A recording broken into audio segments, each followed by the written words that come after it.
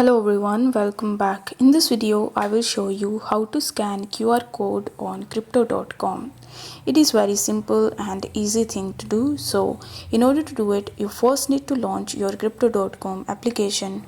Now by default, you will be on the home page. So if you see a pay option on the home page, then you simply need to click on it. But if you are not able to see it, then you need to tap on these three horizontal lines in the top left hand corner. Here in this band you will be able to see the pay option. So you need to tap on pay and then you will be able to landed this shop page.